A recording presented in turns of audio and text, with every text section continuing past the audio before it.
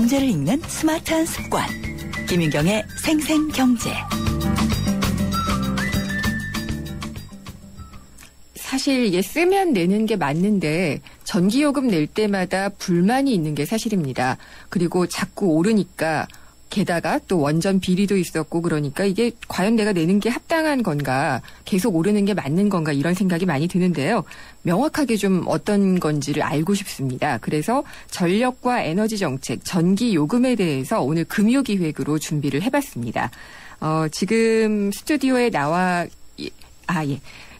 청취자 여러분이 많은 의견 주시면은 저희가 또 반영을 해보도록 하겠고요. 김윤경의 생생경제 3부 시작하겠습니다. 갑작스런 질문 하나 드릴게요. 글로벌이란 뭘까요? 수출? 세계화. 대입학? 599개 부품 회사들이 자동차 회사와 함께 해외로 진출했다는 뉴스. 이건 어때요? 이렇게 따뜻하고 기분 좋은 글로벌. 더 나은 미래를 향한 동행. 현대자동차그룹. 스마트폰 대리점에서 G2 주세요. 라고 말하는 건 동영상을 아주 많이 본다는 것. 놀랄 만큼 선명하고 오래 봐도 편안한 FHD IPS니까. 화질을 사자.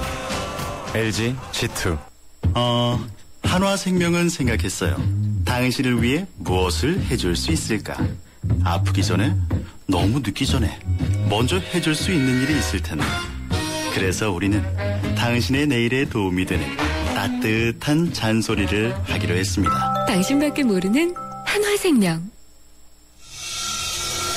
전기요금이 10개월 만에 또 오릅니다. 산업계는 강하게 반발하고 있습니다. 시멘트와 자동차, 조선, 석유화학을 비롯한 산업계는 전기요금 인상폭이 예상보다 크다며 실적 악화를 우려하고 있습니다.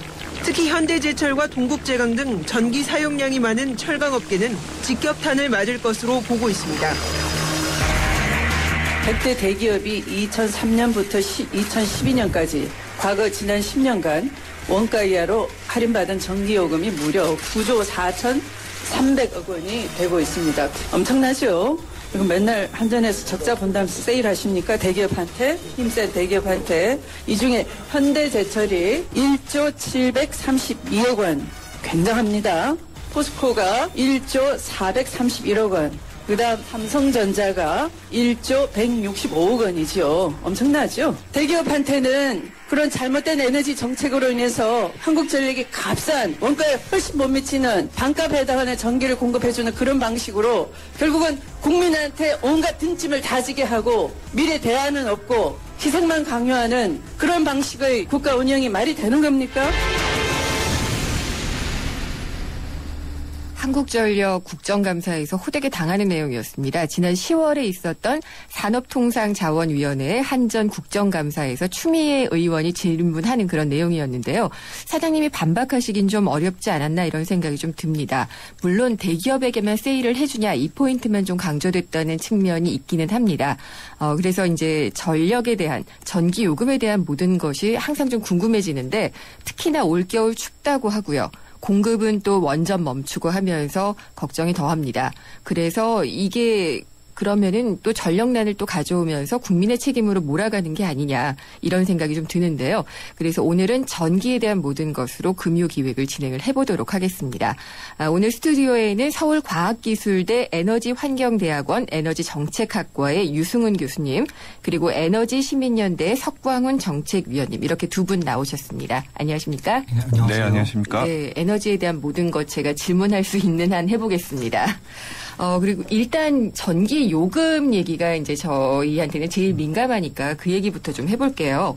지금 2011년에도 2번 올렸던 것 같고 올해도 2번 올렸고 그러면서 정부가 얘기하기로는 이제 값싼 전기 요금의 시대는 끝났다.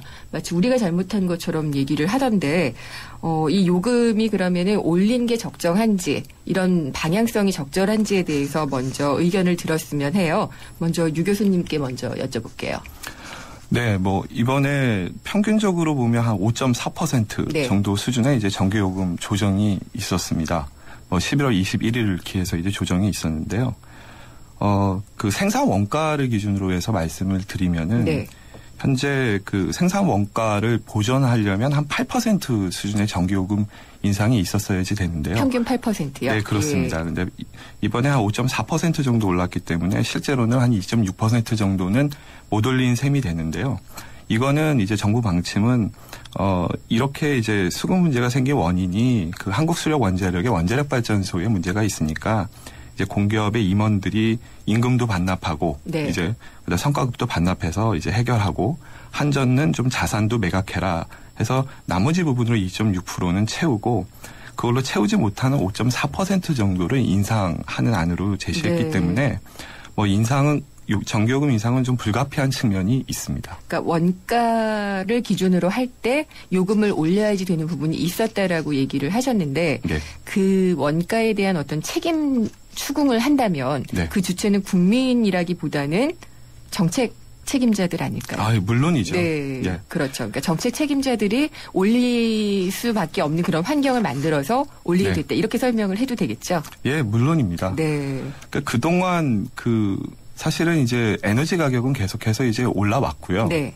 그런데 이제 지난 정부에서 보면 이제 비즈니스 프렌들리를 얘기하면서 이제 특히 이제 산업용 전기요금의 인상이 이제 과다하게 억제가 되어 왔습니다. 네. 그러다 보니까 그 세계적인 기업인 이제 한전의 현재 누적 적자가 한 10조 원에 달하는 네. 상황이고요. 이러다 보니까 이제 더 이상 이 공기업의 사업을 계속하기 어려운 상황입니다. 그러면 결국 국민의 세금으로 그 부분을 해결을 해야 되는데, 그럼 과거서부터 이 원가가 발생한 부분에 대해서는 가격의 신호를 기업들에게 적절하게 줘서 네. 기업들이 알아서 에너지를 좀 효율적으로 쓰고 전기가 비싸면 이제 뭐 석유 같은 다른 에너지를 쓰게 해야 되는데 과도하게 이제 전기요금을 낮게 통제를 하다 보니까 네. 그 부담이 누적돼 와서 현재 불가피하게 또 이제 전기요금을 인상하는 상황에까지 이르게 됐습니다. 네, 아까도 이제 부족한 부분은 한전의 자산 매각이나 뭐 이런 걸로 좀 풀어야지 될 것 같다라고 말씀을 하신 네. 걸 보니까 추가 인상 요인도 있을 것 같은데 네. 석 의원님 보시기에는 이번 요금 인상 뭐 부족했던 면이라든지 앞으로의 방향성은 어떻게 보시는지. 예, 지금 앞서 유 교수님께서 조금 미시적인 네. 문제들을 말씀해 주셨는데요. 사실 좀 우리가 크게 보면 상황이 이렇습니다. 그러니까 우리가 지금 10년 전 상황을 생각하면 안 되는데요. 왜냐하면 10년 전, 그러니까 지금하고 10년 전하고 비교하면 일단 원유가 석유 국제 유가가 5배가 뛰었다는 그렇죠. 생각을 해야 됩니다. 예. 유가가 5배가 뛰면은 어떤 일이 있냐면 이제 그 발전 연료 가격만 올라가는 게 아니라 발전 연료는 당연하게 올라가고 그 모든 원자재 가격, 전력 설비, 그러니까 지금 변전, 배전, 발전 설비 모든 비용이 다 올라가게 됩니다. 그래서 사실은 한전이 이제 뭐 내부적인 어떤 조직적인 개선을 통해서 개선할 수 있는 부분도 있지만 기본적으로 원자재 가격이 이제 한국은행 통계를 보면은 네. 원자재 가격이 전체 국내 전력 산업의 연료를 포함한 원자재 가격이 이제 2000년에는 한 30% 정도 됐었습니다. 네. 그 비중이 총 원가에서요. 근데 지금은 한전의 총 원가에서 원자재가 차지하는 비중이 62%입니다. 네. 그만큼 이제 비용 상승분이 사실상 2배가 늘어났다고 생각을 해야 되는데요. 근데 그렇지만 실제 우리나라 전기요금이 지난 같은 기간 동안 늘어나는 거는 평균 요금은 한 30% 정도 늘어나고 산업용은 한 60% 늘어났습니다. 그걸 과거의 경험대로만 생각하면은 굉장히 높게 올라간 거죠. 사실 네. 우리가 그런 경험을 해본 적이 없었기 때문에. 근데 이제 이거는 사실 우리나라뿐만 아니라 모든 나라가 사실은 똑같이 겪고 있는 문제입니다. 예를 들면은 OECD가 지금 OECD 평균이 지금 같은 기간 동안 OECD는 2.2배가 이제 상승을 했고요. 전기요금이. 네. 원전이 많아서 전기요금이 싸다고 자랑하던 프랑스도 2000년에는 우리보다 더 전기요금이 쌌습니다만 지금은 그동안 3.3배가 늘어나서 네. 지금 우리보다 예를 들면 산업용 전기요금 같은 경우 우리보다 한 30% 정도 더 비싼 상황입니다. 네. 그래서 이제 그런 측면들을 우리가 우리 국민들이 이제 유류 가격이 5배 올랐다라는 거는 결국 모든 재화가 특히 에너지와 관련된 특히 원자재들. 네. 전기는 또 가장 고급 에너지이기 때문에 네. 그에 준하게 오를 수밖에 없다라는 거를 모든 경제 주체들이 좀 이해를 해야 되는 상황이 아니겠는가 이렇게 생각이 됩니다. 네, 어쨌든 이런 원자재 상승분이라든지 이런 것들도 감안을 해야지 무조건 몇 퍼센트 포인트가 올라갔다 이런 것에는 그런 것에만 선동되지 말라는 그런 말씀이시네요. 그렇습니다. 제가 봐도 그래요. 그래서 이 산업용 같은 경우에는 물론 이게 산업용하고 주택용을 자꾸 대결 구도로 가져가더라고요. 저는 그 부분은 상당히 마음에 안 드는데 산업용을 싸게 주니까 너무 그 전기를 펑펑 쓴다. 뭐 이런 얘기들을 많이 해왔어요. 그러니까 전기로 난방을 하는 게 선진국에서 우리나라 보기가 상당히 좀 놀랍다. 이런 얘기들도 많이 하는 것 같은데 원가 얘기 잠깐 해주셨는데 이 전기요금 원가 며느리도 모른다. 어제 그 저희 생생경제가 이덕환 교수님 서강대 연결을 했는데 그렇게 또 말씀을 하시더라고요. 근데 이 원가 계산이 진짜 어려운가요, 교수님? 아무래도 이제 뭐 한전이 원가를 계산하니까 네. 한전만이 알고 있을 텐데요. 그래도 한전이 나름대로 그 정부의 회계 기준에 맞춰서 원가를 산정을 해서 네. 매번 발표를 하고 있습니다. 공개가 되는 네, 건가요? 공개가 되고 있습니다. 그래서 뭐 원가가 뭐 100인데 현재 전기요금이 뭐 85 수준이다 이렇게 이제 발표를 하고 있고요. 그래서 그 원가 자체는 뭐 잘못 계산됐다고 보기는 좀 어려운 부분이 있습니다. 다만 이제 네. 한전의 원가 구조를 좀 살펴볼 필요가 네. 있는데요. 한전이라는 회사는 그 전기를 생산하는 기업은 아닙니다. 그 전기를 발전소에서 네. 사와서 일반 수용가한테 이렇게 판매를 네. 하는 기업입니다. 그러다 보니까 전체 이제 전기를 공급하는 그 비용을 100이라고 보면 한 87 정도는 발전소에서 이제 전기를 사오는 데 들어가고 네. 나머지 13%만 이제 한전의 조직을 운영하고 판매 조직을 운영하고 전기를 공급하는 뭐 전봇대라든지 전선을 네. 이렇게 설치하는 비용에 들어갑니다. 따라서 한전이 아무리 자구 노력을 해도 그 13%를 줄이는 데는 좀 한계가 있고요. 나머지 87%를 차지하는 이 발전 부분에서 네. 원가 절감이라든지 이쪽에서의 그 원가가 좀 엄밀하게 계산됐느냐. 그다음에 혹시 민간 발전사들이 이제 과도한 이윤을 누리고 있는 것은 아니냐. 네. 이런 부분에 대한 검토가 좀 있어야 됩니다. 그러니까 이제 더 궁금하게 생각해야 되는 것은 그 발전소들이 얼마나 이윤을 남기고 있느냐 이런 부분이 될 수도 있겠네요. 네, 그렇죠. 네. 그런 부분은 공개는 투명하게 되고 있지는 않잖아요. 한전은 알겠지만. 네, 발전소들도 보면은 네. 이제 그 6개 발전소는 네. 이제 그 공기업이고요. 예. 그 외에 이제 대규모 뭐 SK, GS 계열의 이제 대규모 그 민간 발전 회사들이 있습니다. 네. 이런 민간 발전 회사들도 그렇고 공기업도 그렇고 다 이제 주식이 상장돼 있는 이런 기업들이기 때문에 네. 전부 다 그 회계가 다 공개가 되어 공시가 있고요. 되는 예, 그래서 경우겠죠. 영업이익률이 다 공시가 되어 있습니다. 다만 네. 이제 이들의 영업이익률이 일반 이 기업들의 영업이익률보다 높다라고 하는 지적은 좀 많이 제기가 되고 있는 상황입니다. 네, 지금 말씀을 듣고 보니까 그러면은 지금 뭐 저를 포함한 언론에서는 한전의 이 방만 경영과 부실 경영을 왜 전기요금 인상이라는 네. 형태로 국민에게 부담을 지우느냐, 우리가 왜 뒤치다거리를 해야 되느냐라고 얘기를 하는데 그 부분도 뭐 일면 맞지만 네. 이런 또 구조가 숨어 있다 그런 말씀이시네요. 네, 그렇습니다. 네. 근데 그래도 한전은 잘못한 게 많은 것 같아요. 최종적으로 공급 책임을 맡고 있고 네. 또 6개 발전 이 공기업들이 한전의 이제 자회사입니다. 뭐 서부발전 뭐 이런 네, 서부발전, 한국수력원자력이 예. 이제 100% 지분을 네. 소유한 자회사입니다. 다만 자회사임에도 불구하고 이들 공기업들은 이제 한전이 사장 임명 권한도 없고 네. 경영에 간섭할 수 있는 권한들이 별로 없습니다. 이제 왜냐하면 이제 기획재정부가 이들 공기업을 이제 시장형 공기업으로 네. 지정을 해서 인사권이나 뭐 재정권 이런 것들을 감독을 하기 때문에 한전의 명목상의 자회사일 뿐이지 실제로 관리 감독하기가 어려운 부분이 있기 때문에 네. 뭐 한전이 욕을 먹는 부분이 일면 타당하지만 사실 또 좀 억울한 부분도 있습니다. 네. 그래서 이 발전소 발전 기업까지 문제를 좀 파고 들어야 네. 이 원가 부분을 좀 엄밀하게 따질 수 있고 원가를 또 낮출 수 있는 이런 부분이 있다고 생각됩니다. 네, 그러니까 한전도 하나의 잘못된 기둥이고 네. 발전소 부분도 우리가 좀 봐야지 된다 이런 말씀을 네, 해주셨고, 그렇습니다. 예, 어쨌든 이게 공기업도 낙하산인사, 뭐 비리, 맞습니다. 방만 경영 이런 게 다 또 연결되다 보니까 우리가 다 싸잡아서 또 욕할 때 네, 맞습니다. 좋은 그런 또 건덕지를 주지 않았나 이런 네. 생각이 좀 들고요. 제가 잠깐 말씀드렸지만은. 이게 또 언론이 만든 구도 중에 하나가 주택용과 산업용을 비교를 해서 주택용에는 누진제가 적용이 되고 산업용은 너무 싸게 방금 뭐 추미애 의원도 그렇게 얘기를 하셨습니다마는 대기업에는 세일해서 주고 뭐 이런 식으로 운영을 하는 게 말이 되느냐라고 약간의 대중영합주의가 전기요금과 관련해서 얘기가 됐던 게 있어요. 그래서 두 요금 간의 형평성이 실제로 이렇게 우리가 왜곡됐다고 얘기할 만큼인지 어떻게 생각하시는지 교수님부터 좀 답변을 부탁드릴게요. 네. 사실 그 주택용 전기에 비해서 이제 산업용 전기의 그 공급 원가는 좀 낮을 수 있습니다. 네. 왜냐하면 이제 공장은 대규모 수용가기 때문에 아무래도 전기를 공급하는 그 뭐 전봇대라든지 이런 설비를 조금만 갖춰도 되고요. 반면에 일반 수용가는 집 앞에까지 전봇대를 다 놔줘야 되기 때문에 훨씬 돈이 많이 드는 거는 맞습니다. 네. 이제 그럼에도 불구하고 과거 한 3년 전까지는 산업용이 과도하게 싸고 주택용이 상대적으로 비싸서 일반 가구들이 기업이 내야 될 전기요금까지 사실 대신 내주는 형국이었습니다. 네. 그러다가 한 2, 3년 전부터 그 문제가 이제 개선이 되고는 있습니다만 여기서 우리가 짚어봐야 될 거는 현재 한 2년 전부터 전력 수급위기 문제가 생겨서 네. 여름에 막 제한송전하고 네. 올겨울에는 난리라고 하는데요. 예.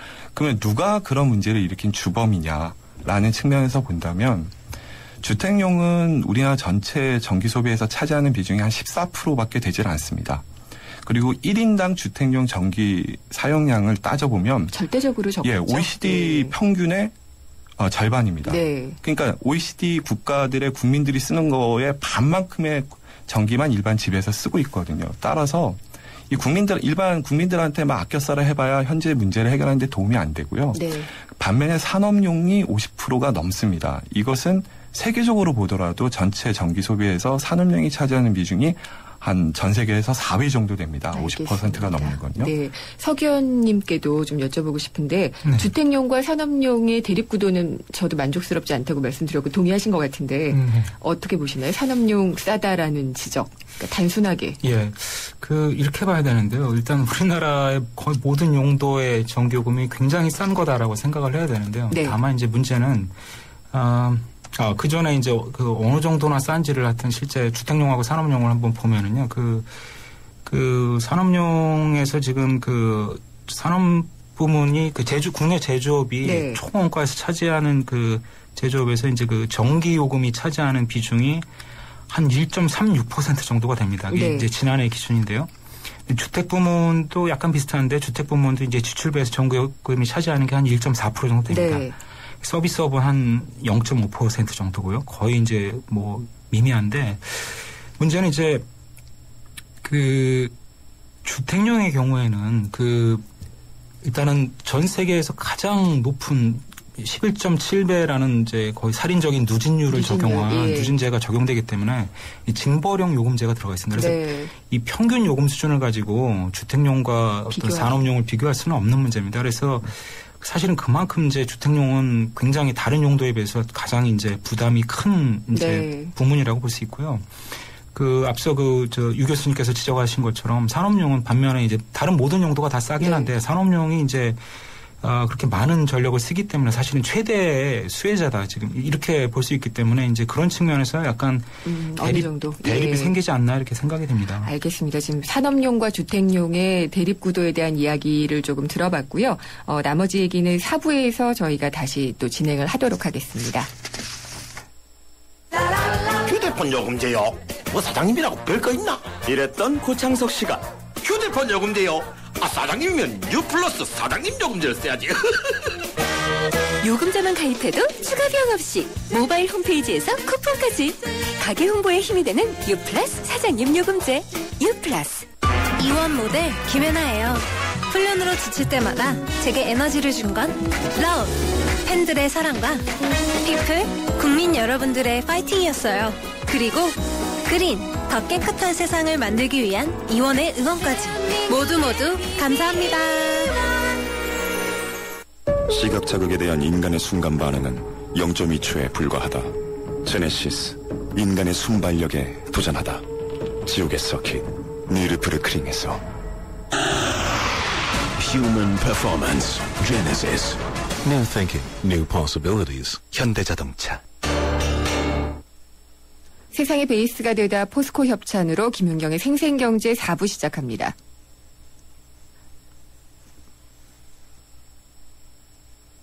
예. 지금 금요기획 에너지 정책에 대해서 알아보고 있고요. 3부 마치고 광고 듣고 4부에서 다시 뵙도록 하겠습니다. 스마트폰 대리점에서 G2 주세요. 라고 말하는 건 동영상을 아주 많이 본다는 것. 놀랄 만큼 선명하고 오래 봐도 편안한 FHD IPS니까. 화질을 사자. LG G2. 초등학교 선생님이 학생들에게 물었습니다. 얼음이 녹으면 뭐가 될까요? 모두들 하나같이 물이 됩니다 라고 대답했습니다. 당연한 정답이죠. 하지만 유독 한 어린이만이 얼음이 녹으면 봄이 됩니다 라고 다른 대답을 했습니다. 창의적인 교육이란 이런 것이 아닐까요? 정답 찾기 교육에 길들여진 우리 교육의 자화상. 더 늦기 전에 자유로운 사고를 통해 스스로 생각의 힘을 키우는 창의지성 교육이 필요합니다. 이 캠페인은 경기도 교육청이 함께합니다. 행복한 경기 교육. 안녕하세요. 중앙이병원 홍보대사 탤런트 송옥숙입니다. 여러분들에게 가족은 어떤 의미인가요? 저에게 가족은 제 삶의 목적이자 인생의 기쁨입니다. 많은 사람들이 결혼과 출산으로 가족을 이루지만 저는 입양이라는 더 큰 사랑으로 가족을 이뤘습니다. 여러분은 입양에 대해 어떻게 생각하세요? 입양은 칭찬받아야 할 봉사나 희생이 아니라 축하받아야 할 소중한 가족의 탄생입니다. 입양은 가족의 또 다른 이름이자 축복입니다. 이 캠페인은 재단법인 중앙입양원과 함께합니다. 살아있는 뉴스 깨어있는 방송 한국의 뉴스 채널 YTN 뉴스 FM.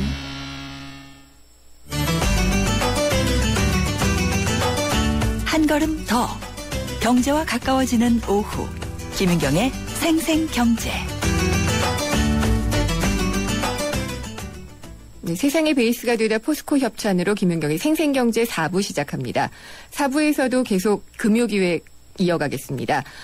YTN 라디오 앱 예스나 트위터 그리고 웹사이트로 참여하실 수가 있으니까 많은 의견 기다리겠습니다. 스마트폰 대리점에서 G2 주세요. 라고 말하는 것, 카메라를 볼 줄 안다는 것, 손이 떨려도 빛이 어두워도 뚜렷하게 찍히는 OIS 카메라니까 카메라를 사자. LG G2. 시각 자극에 대한 인간의 순간 반응은 0.2초에 불과하다. 제네시스, 인간의 순발력에 도전하다. 지옥의 서킷, 니르브르크링에서. Human Performance Genesis. New Thinking, New Possibilities. 현대자동차. 우주에서 가장 아름다운 별, 지구. 하지만 누군가에겐 목마름의 별이며 어둠의 별이기에 우리는 지구의 바다를 인류의 마실물로 바꾸고 지구의 자원을 인류의 빛으로 바꾸고 있습니다. 지구의 가치를 높이는 기술, 두산중공업. 안녕하세요. 차인표입니다. 제게 아이가 없었다면 지금의 금융에 만족했을지 모릅니다. 한 명의 부자보다 100명이 잘 사는 부자 동네를 키우는 금융. 우리 동네에 먼저 투자하는 금융. 앞으로의 금융은 신협이었으면 좋겠습니다. 앞으로의 금융, 신협. 금요기획 계속해서 전기 얘기 나누고 있습니다. 우리가 마치 그 전기 먹어야 사는 아기 공룡 둘리나 이런 그런 존재도 아닌데 정말 소비자들만 괜히 당한다는 그런 생각이 좀 많이 들어요. 지금 서울과학기술대 에너지정책학과의 유승훈 교수님 그리고 에너지시민연대 석광훈 정책위원님이 함께하고 계신데요. 이렇게 소비나 수요에만 자꾸 초점을 맞추는 그런 게 문제라는 생각이 좀 들어요. 그래서 공급 차원에서 좀 정부가 잘 대책을 세워줘야지 되지 않나라는 이제 근본적인 공을 어디다 둘 것이냐에 대한 문제가 있는 것 같은데 석 의원님께 이 부분에 대한 어떤 지적과 비판을 좀 부탁을 드릴게요. 공급 쪽에서요? 네. 그러니까 이게 지금 올겨울에 굉장히 또 공급난이 예상이 되고 있잖아요. 그러니까 수요는 사실 이게 탄력적이지 않기 때문에 우리가 줄이기가 상당히 어려운데 공급은 계속 이렇게 안 된다. 원전 또 멈췄고 이렇게 되면은 우리로서는 굉장히 불만스러울 수밖에 없는 것 같아요. 근데 그게 사실은 이제 전기요금하고 굉장히 이렇게 서로 이렇게 연관이 돼 있습니다. 그러니까 지금 예를 들어서 말씀을 드리면은 지난 2008년에 이제 제1차 에너지 기본계획이 이제 수립이 됐는데요. 그 당시 이제 이명박 정부가 출범을 하면서 이제 그 처음 내놓은 이제 에너지 정책이었는데 그 당시에 메시지가 이런 거였습니다. 일단은 전기요금에 대해서는 억제를 하고 원전을 최대한 확대를 해서 60%까지 올리겠다고 그랬죠. 네네, 그렇습니다. 비중, 그렇죠. 네. 예. 발전 비중으로 60% 가까이 올리겠다고 그러는데 그렇게 해서 원전을 최대한 확대해서 고유가 위기를 극복한다. 이제 이런 이제 메시지를 줬습니다. 근데 그러고 나서 이제 어떤 일이 벌어졌냐면은 그 전기 다소비 업종인 이제 그 철강 중에서 특히 이제 뭐 전기로 업종 이런 업체들이 그 직후에 그 차입금을 그전에는 뭐 10조 원도 안 됐던 차입금이 이제 신규 투자를 하면서 5년 동안 차입금이 3배가 늘어나서 한 30조 가까이 늘어날 정도로 대규모 투자를 하게 됩니다. 그러면서 그 전력 수요가 이런 전기 다소비 업종이 늘어나면서 늘어났고 또 한 측면에서는 이제 그 기존의 유류 소비자들이 그러니까 이제 수송 이외에 이제 유류를 쓰던 여러 가지 산업체라든가 일반 개인이라든가 농업 부문 모든 부분의 그 유류 소비자들이 전기요금을 계속 유지를 한다니까 이제 실제 열량 대비 지금 전기를 쓰는 게 훨씬 더 싼 상황입니다. 그러다 보니까 유류에서 전기로 이제 이른바 전기화 속도가 이제 급속하게 늘어나게 됩니다. 전기화, 유류의 전기화라고 얘기하나요? 그렇습니다. 예. 근데 이제 그러다 보니까 이제 애초에 생각했던 예측했던 수요보다 훨씬 더 많이 늘어나게 되고 그리고 또 그 당시에 같이 발표했던 원전을 최대한 늘려서 이제 건설한다. 그리고 원전의 그 이용률도 그러니까 즉 가동을 출력을 가장 높여갖고 가동을 계속하겠다.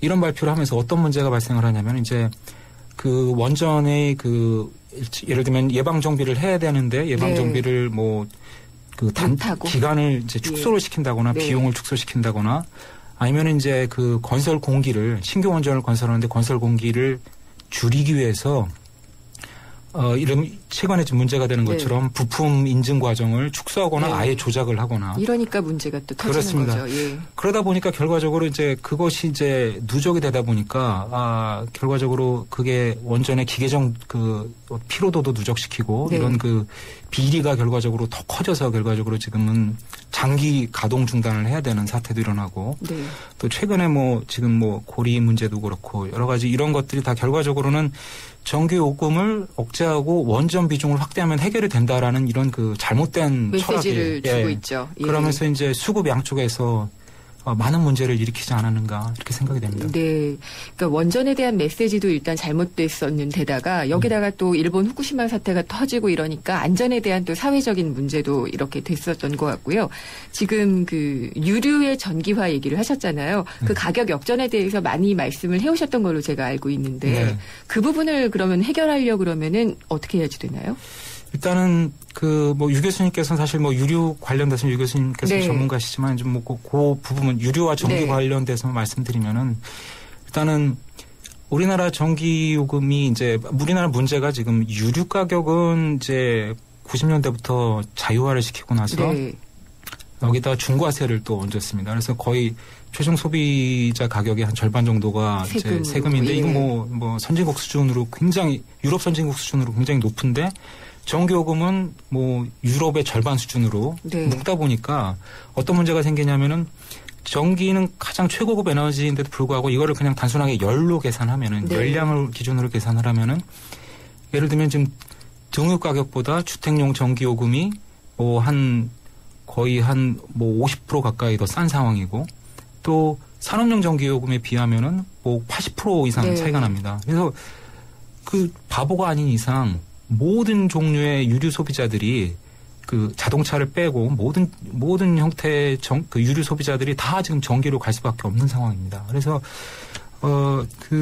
결과적으로 이 문제는 유류하고 전기를 어느 한쪽만 낮추고 어느 한쪽은 올리고 그래서 균형을 맞추지 않다 보면은 그 반대 방향으로 이제 몰리게 된다는 거죠. 그래서 우리나라의 전력 수요 증가는 그래서 어떤 경제 성장에 따른 어떤 정상적인 수요 증가가 전혀 아닙니다. 그게 아니라 아까 말씀드렸던 전기로 업종이 이제 대규모 그러니까 다소비 업종이 대규모 투자를 한 것도 문제지고 유류 소비자들이 대거 이제 전기로 몰려가면서 이제 문을 잘못 터준 거군요. 그렇습니다. 그러니까 문을 잘못 터줬기 때문에 이런 또 가격 역전이 발생을 했는데 그러면은 지금 유류세 얘기를 하셨어요.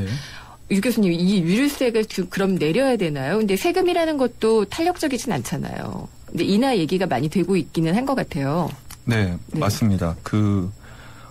말씀하신 것처럼 이제 가격 격전 문제를 우리가 해결하지 않으면은 이 지금 우리나라의 이 에너지 쪽의 미래는 없다고 저는 이제 보고 있고요. 왜냐하면 1차 에너지인 화석연료를 써서 2차 에너지인 전기를 만드는데 어떻게 그 2차 에너지인 전기가 1차 에너지보다 더 쌀 수 있냐는 거죠. 이건 이제 뭐 봉지라면 가격보다 끓인 라면이 훨씬 더 싼 상황이고 밀가루보다 이 국수 한 그릇의 가격이 훨씬 더 싼 상황이 그래서 요즘에 돼버렸거든요. 뭐 미국에서 테슬라라는 전기 자동차 잘 나간다는데 자동차도 다 바꿔야 되는 거 아니냐 이런 생각도 들고요. 근데 그러다 보니까 우리가 안 써도 될 에너지를 너무나도 더 많이 쓰는 겁니다.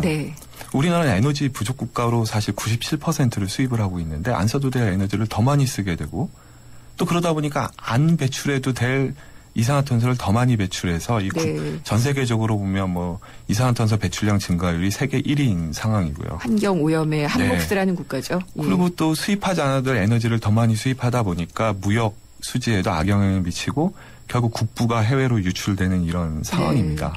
그러면 결국 이 문제를 해결하려면 석유 제품에 대해서는 과도하게 이 유류세가 현재 붙어 있고요. 석 의원님께서 해주신 것처럼 뭐 휘발유는 절반이 세금이고 경유는 한 37% 40%가 세금이고요. 그다음에 서민들 연료인 그 등유, 그다음에 프로판, LPG에도 보면 개별 소비세라고 해서 옛날에 골프 용품, 뭐 요트 용품에 폐지됐던 그 특별 소비세가 이름을 개별 소비세로 바꿨는데요. 사치품에는 폐지된 게 이 저소득층의 연료인 그 등유와 프로판에는 여전히 붙어 있는 겁니다. 그러면 이게 에너지 복지에도 역행하는 거고요. 정부가 세금 더 걷어가지고 이 복지를 하려고 하지 말고 이런 데서도 복지를 해야 되거든요. 그래서 유류세는 낮추고, 그러니까 다 아예 걷지 말자는 얘기가 아니라 지금보다는 낮추되 그 낮춘 것만큼을 정기해서 더 과세를 하게 되면 그러니까 이번에 정부가 발표한 거는 5.4%의 전기요금 인상뿐만 아니라 내년부터 그 발전인 유연탄에 세금을 신설하겠다는 내용이 들어가 있습니다. 그러면 거기서 세금을 더 걷는 것만큼 이 유류 쪽에서는 세금을 깎아줘서 전체적으로는 국민들의 부담을 동등하게 맞춰주면 에너지도 예전보다 효율적으로 쓸 수 있고 또 전력 수급 문제 완화에도 좀 기여할 수 있고 이렇게 더 좋아질 수 있다는 거죠. 말씀을 논리적으로 듣고 보니까 정말 유류세가 왜 인하 얘기가 계속 나올 수밖에 없는지가 좀 이해가 되는 것 같아요. 그러니까 진짜 등유나 프로판에 그렇게 붙어 있다는 것도 지금 다시 새삼스럽게 기억을 하게 됐는데 정말 에너지 복지에도 역행을 하는 그런 부분인 것 같고요. 그리고 지금 또 환경 오염을 시키는 우리가 이제 석탄을 떼거나 화력 발전을 해서 에너지를 그러니까 전기를 많이 만들어내고 있잖아요. 근데 어제도 서강대 이덕환 교수님이 지적을 하셨는데 원전이 노후에서 멈추는 것도 문제지만 화력 발전소의 노후가 더 걱정이다 이런 말씀을 하셨어요. 네, 의원님. 네, 글쎄요 이제 화력 발전도 이제 문제일 수는 있습니다. 근데 왜냐하면은 그날 지난 5년 동안 전기요금을 억제하고 그러다 보니까 수요가 늘어나고 수요가 그걸 부족 부분을 그 공백을 메꾸기 위해서 이제 모든 전력 설비를 풀 가동을 했기 때문에 그 기계적 피로도가 다 누적이 돼 있는 상황입니다. 결과적으로 우리는 지금 이제 뭐 화력 발전소에서도 이제 원전이든 화력 발전소든 사실 가리지 않고 지금 그 피로도가 누적이 돼 있기 때문에 지금부터 앞으로 몇 년 동안 계속 그 대가를 치러야 됩니다. 무슨 얘기냐면은 결과적으로 기계적으로 피로도가 누적되면은 설비가 언제든지 멈출 수 있고 멈출 수 있다는 걸 생각을 해야 됩니다. 그래서 결과적으로 지난 5년 동안 전기요금을 억제한 그 대가를 앞으로 치러야 된다는 거기 때문에 문제고요. 다만 이제 그 고장이 났을 때 원전하고 화력발전소 비교를 굳이 하자면은 화력발전소에서 기계적 피로도가 누적이 된다는 건 이제 예를 들면은 그 터빈도 교체를 해주고 정비를 해야 되지만 이제 그것도 정비를 할 시간도 부족했기 때문에 결과적으로 그것이 이제 누적이 되면은 터빈에 여러 가지 이제 균열이 생긴다거나 이래서 이제 터빈을 교체를 해야 되고 이런 문제가 생기는데요. 뭐 그렇던데 이제 화력 같은 경우는 이제 그래서 발전소가 정지될 수는 있지만 뭐 그것 때문에 어떤 대형 사고가 일어난다거나. 그러니까 뭐 노심 용융이라든지 그렇죠. 이런 원전 사고가 일어날 가능성은 낮다는 거죠. 근데 그에 비해서 지금 원전 문제는 좀 심각한데요. 왜냐하면 지금 당장 문제가 된 게 어제 뉴스에 나왔습니다만 이제 고리 1호기하고 영광 4호기 지금은 이제 한빛 원전이라고 그러죠. 예, 한 끼 4억이라고 하는데요.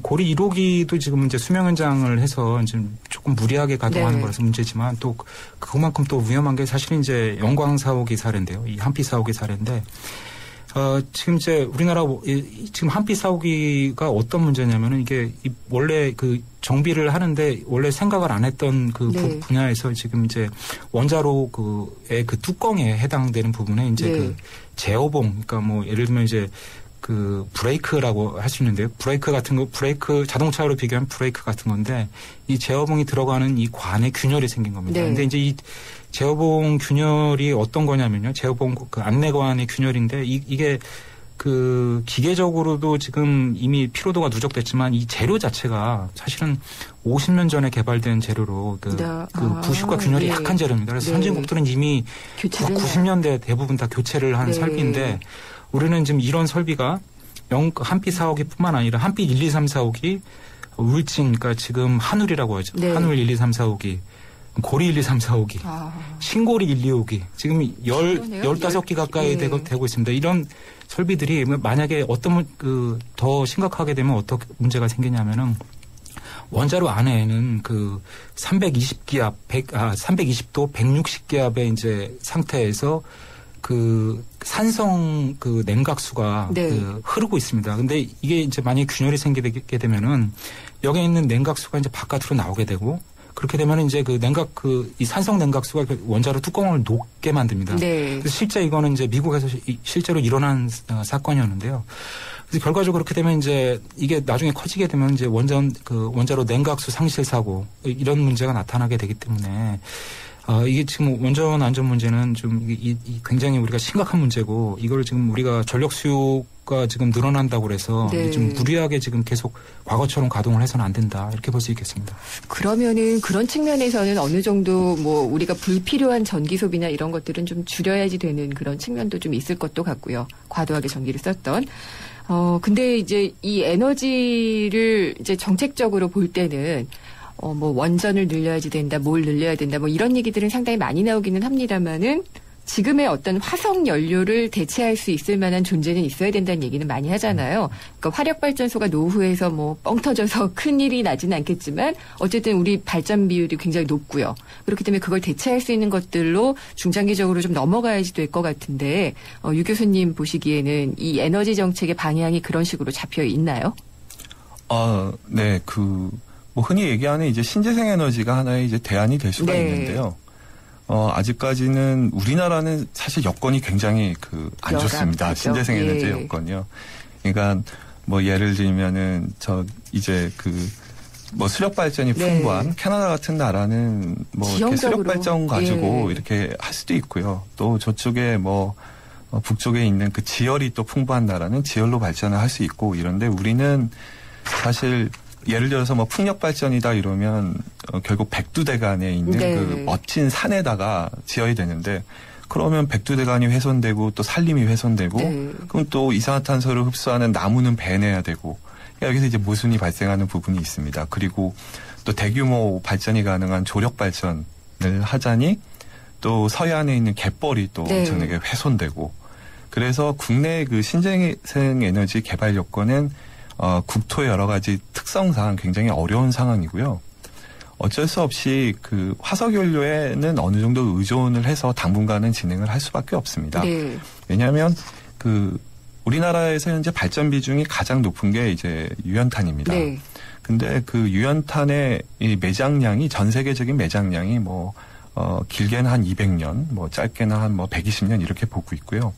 새로운 또 이 화석 에너지가 계속해서 발견이 되고 있습니다. 뭐 셰일가스도 화석 에너지의 일종이고요. 그래서 당분간은 이제 화석 에너지에 집중해서 공급을 할 수밖에 없는 상황이고 이제 신재생 에너지는 그래도 장기적으로 가야 될 방향이기 때문에 정부가 이제 투자를 하고 기술 개발을 하는 정도로 해야지 지금 상황에서 신재생 에너지의 비중 엄청 늘리겠다 이런 거는 우리 여건에는 좀 맞지 않는 것 같습니다. 그것도 일종의 허구일 수 있다는 그런 지적이시네요. 그러니까 셰일가스 얘기를 잠깐 하셨는데 지금 미국에서는 상당히 그것이 이제 어떤 에너지 혁명을 가져올 것이다 이런 얘기를 좀 하고 있어요. 미국 경우에도 그렇고 우리나라까지 어떻게 수혜를 볼 수 있는 거라고 보시나요? 어떻습니까? 제가 말씀을 드릴까요? 지금 사실 미국에서 이제 셰일가스 혁명이라는 이름을 붙였는데요. 사실 그 말이 전혀 어떤 과다한 말이 아닙니다. 그러니까 지금 사실 2008년부터 본격적으로 시작된 그 셰일가스 때문에 사실은 미국의 모든 그 신규 원전이라든가 신규 석탄 발전 설비 계획들이 다 취소가 되고 다 이제 가스 발전으로 지금 다 전환되는 상황입니다. 그래서 우리도 사실은 이제 우리나라에 본격적으로 미국의 셰일가스가 우리나라로 들어오는 거는 2018년부터인데 근데 문제는 이제 셰일가스만 지금 가격이 낮은 게 아니라 셰일가스가 들어오면서 기존의 전통적인 천연가스 가격이 다 내려가게 됩니다. 그래서 지금 예를 들면 대표적인 게 러시아가 지금 가장 큰 이제 대상이 되는데요. 이제 러시아가 그래서 이제 앞으로 러시아의 천연가스 가격도 같이 내려가기 때문에 우리가 앞으로는 이제 가스를 어떻게 현명하게 잘 쓸 수 있느냐. 오히려 이게 사실은 우리가 신재생 에너지가 어떤 경제성을 갖기 전까지는 그래서 이 가스가 사실 앞으로 많은 역할을 할 수밖에 없는 상황이다. 이렇게 볼 수 있겠습니다. 네, 그러면은 두 분께 이제 마무리를 좀 부탁을 드릴 텐데요. 전력 소비자 측면에서 그리고 정책 입안자 측면에서 이런 점들을 좀 명심하고 갔으면 좋겠다라는 좀 요점 정리를 좀 부탁을 드릴게요. 먼저 위원님 부탁드릴까요? 사실 공급이든 어떤 측면에서든 우리가 사실 선택할 여지가 이렇게 많지 않기 때문에 중요하게는 이제 수요가 사실은 수요를 어떻게든지 억제를 해야 되는 게 측면이 강한데요. 전기는 가장 최고급 에너지고 그런 측면에서 우리가 불효불급한 부분에서는 전기 말고 다른 방식으로 에너지를 사용하는 그런 좀 행동의 변화가 있어야 될 것 같습니다. 네, 짧게 또 부탁드리겠습니다, 교수님. 앞서 말씀드린 것처럼 우리나라에는 이제 석유 제품에는 과도하게 많은 세금이 매겨져 있고 전기에는 거의 세금이 매겨지지 않고 있습니다. 이런 상황을 이제 바꿔서 석유에 대한 과세를 완화하고 전기에 대한 이제 과세를 신설을 해서 전체적으로 에너지 이 사용량의 믹스를 가져가고 또 국민들의 부담은 그러면서 예전과 비슷한 수준을 유지하는 이런 정책의 적극적인 추진이 필요하다고 생각됩니다. 수요를 억제할 수 있는 측면도 우리가 좀 힘써야지 될 것 같고 공급 측면에서도 그렇고 어떤 가격 정책이나 이런 부분도 그렇고 다 균형과 믹스가 필요한 부분이네요. 네. 오늘 말씀 감사드립니다. 유승훈 교수님 그리고 석광훈 정책위원님이셨습니다. 감사합니다. 네, 감사합니다. 한화생명은 생각했어요. 당신을 위해 무엇을 해줄 수 있을까? 아프기 전에, 너무 늦기 전에 먼저 해줄 수 있는 일이 있을 텐데. 그래서 우리는 당신의 내일에 도움이 되는 따뜻한 잔소리를 하기로 했습니다. 당신밖에 모르는 한화생명. 그들의 노트는 이미 그 자체로 훌륭하다. 그래서 우린 당신만의 은밀한 노트를 만들었다. 노트에 지문인식을 더한 베가 시크릿 노트. 훌륭한 것에 머물지 않는 것. 이것이 우리의 소명. 한 발 더 간다. 고로 존재한다. 베가. 모카골드. 준기야, 다른 건 왜 이 맛이 안 날까? 상현 선배, 손 좀 줘봐요. 원두? 원두 좋아진 거 느껴져요? 더 좋은 원두로 더 맛있어진 모카골드가 시작됩니다. 맛있다. 맛있는 커피의 황금 비율. 맥심 모카골드. 프랑크푸르트. 아부다비. 런던 파리. 전 세계 어디라도 울만은행. 당신의 꿈을 펼쳐보아. 해외여행도 해외 진출도 대한은행만 믿고 떠나셔도 좋습니다. 외환은행. 스마트폰 대리점에서 G2 주세요. 라고 말하는 건 동영상을 아주 많이 본다는 것. 놀랄 만큼 선명하고 오래 봐도 편안한 FHD IPS니까. 화질을 사자. LG G2. 9605님 의견 주셨습니다. 원전 비리나 또 정지 때문에 맘 놓고 전기를 쓰지 못하고 있습니다. 절약하려고 하는데 한전과 정부가 하루가 멀다 하게 비리 소식을 들려주고 별 문제는 없다 이렇게 안심시키는데 불안한 점, 이런 점들을 좀 안심시켜줬으면 좋겠다라고 말씀을 하셨는데요. 저도 이 부분은 동감을 합니다. 이번 주 순서 여기서 마치도록 하겠습니다. 주말 잘 보내시고요. 다음 주 월요일 벌써 12월입니다. 12월에 인사드리도록 하겠습니다. 김윤경이었습니다.